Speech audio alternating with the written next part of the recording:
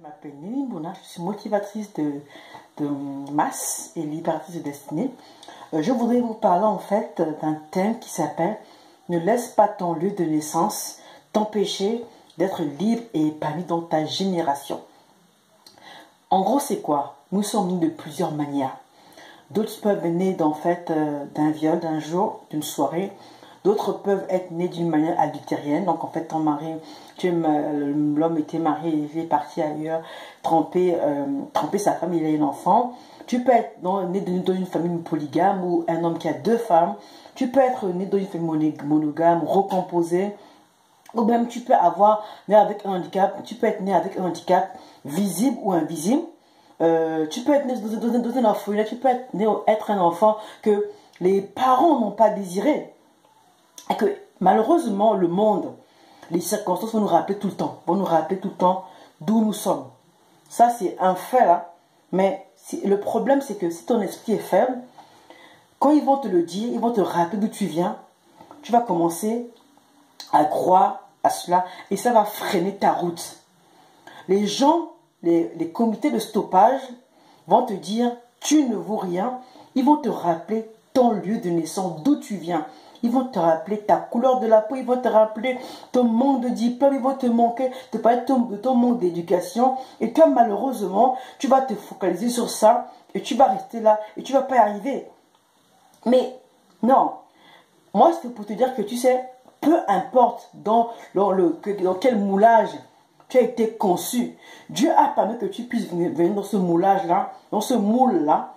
Mais c'est pas parce que tu es dans ce moule-là qu'automatiquement tu es tu ne vas rien foutre, tu ne vas pas arriver, tu ne vas pas accomplir le but pour lequel tu vas crier.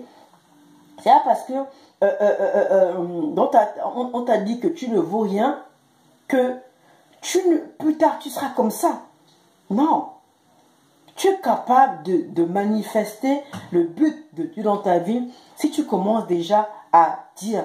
Jabez a dit, Seigneur, tu changes ma vie. Jabez a vu sa condition. Souffrance. Il a dit non, plus douleur. Il a dit plus jamais je voudrais m'appeler comme ça. Et le Seigneur l'a béni. Mais toi, est-ce que tu vas continuer? Tu vas laisser la situation, les gens autour, le monde dans lequel tu es venu t'influencer? Est-ce que tu vas continuer à accepter pertinemment que les gens puissent te ramener, te rabaisser? Parce que il y a une situation involontaire de ta part, ce n'est pas de ta faute. Là, on parle bien que ce n'est pas de ta faute. C'est arrivé là, ça cause. Tu n'as pas cherché. Tu es venu au monde dedans. Regarde, Salomon est venu au monde quoi? Donc comment? Bathsheba, David est parti prendre Bathsheba, c'était la femme d'Uri. Il a même permis qu'on puisse tuer Uri. Mais Salomon est devenu quoi? Salomon, c'était pas il était quoi? Le fils de David, mais d'une autre femme. Dieu a élevé. Je n'encourage pas l'adultère, je n'encourage pas les gens à pouvoir quitter leur femme ou à tromper leur femme. Non. Ce que je veux te dire, c'est que peu importe le moule, le vase par lequel tu as été conçu, peu importe la situation dans laquelle tu vis, tu es capable d'accomplir le but pour lequel tu as été créé. Que tu es capable de sortir des clichés qui ont été posés sur toi. Tu es capable de dire à partir de maintenant, je ne veux plus m'appeler misérable. Tu es capable de dire qu'à partir de maintenant, les circonstances de ma vie ne vont pas m'empêcher d'être ce que Dieu que je veut que je sois. D'abord, ce n'est pas ce que les gens veulent que tu sois. C'est ce que Dieu veut que tu sois qui est le plus important. Dieu seul. Et à même te dire, ma fille, mon fils, je t'ai appelé à de grandes choses. La Bible dit, les choses glorieuses ont été dites sur toi. Donc en fait, il faut que tu commences une première astuce que je peux te donner. Commence à prendre la parole de Dieu, à la mettre dans ton esprit, à te dire, à prendre les paroles de Dieu. Comme la Bible déclare, les choses glorieuses ont été dites sur toi. Donc prends ça. Tu dis, waouh, les choses glorieuses ont été dites sur moi. La Bible dit, tu es enfant de Dieu. Waouh, je suis un enfant d'un grand Dieu. Pas n'importe quel Dieu. En fait, la parole de Dieu va commencer à te dire, à t'influencer et les mauvaises pensées qui étaient ancrées en toi vont commencer à fuir. Tu vas commencer à te démarquer.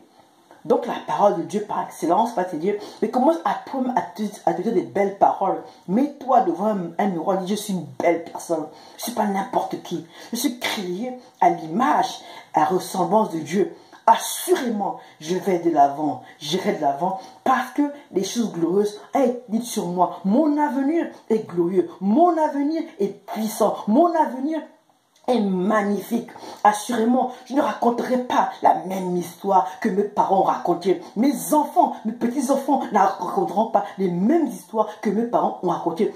Ça dépend de toi. Prophétise sur ta vie et mets-toi à l'action. Tu vois? Décide de ne pas être une tare. Que quels que soient les gens disent que tu es une tare, mais toi, décide de ne pas être la tare. Décide de ne pas être le bout en train. Décide de ne pas être le dernier de la ligne, mais d'être le premier.